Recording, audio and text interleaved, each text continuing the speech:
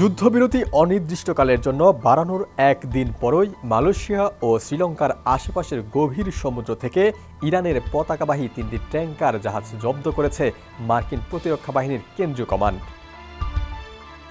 বুধবার নৌবাহিনী ও নিরাপত্তা সূত্রগুলো জানিয়েছে, মার্কিন সামরিক বাহিনী এশীয় জলসীমায় অন্তত 3টি ইরানি পতাকাবাহী ট্যাঙ্কার আটকে দিয়েছে এবং ভারত, মালয়েশিয়া ও শ্রীলঙ্কার কাছাকাছি অবস্থান থেকে সেগুলোকে অন্যত্র সরিয়ে নিচ্ছে।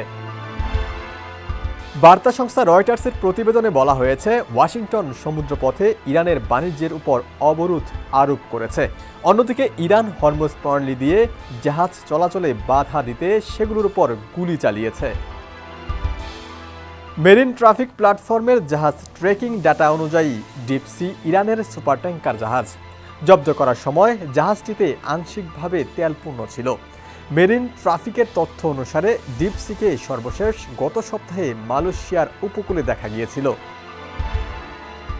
দ্বিতীয় ট্যাঙ্কার জাহাজ সেবিন জব্দের সময় সেটিতে থাকা তেলের পরিমাণ ছিল 10 লাখ ব্যারেল। এটি সেবিনের মোট ধারণ ক্ষমতার 65%।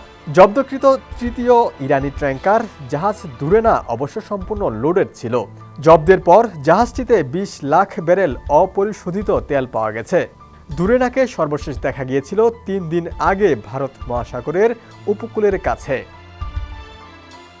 গতকাল বুধবার এক বিবৃতিতে মার্কিন প্রতিরক্ষা বাহিনীর কেন্দ্রীয় কমান্ড জানিয়েছে, প্রেসিডেন্ট ডোনাল্ড ট্রাম্প অবরোধের ঘোষণা দেওয়ার পর থেকে এ পর্যন্ত ইরানি বন্দরগুলো থেকে ছেড়ে যাওয়া 29টি জাহাজ ও নৌযানকে বন্দরে ফেরত পাঠিয়েছে মার্কিন বাহিনী।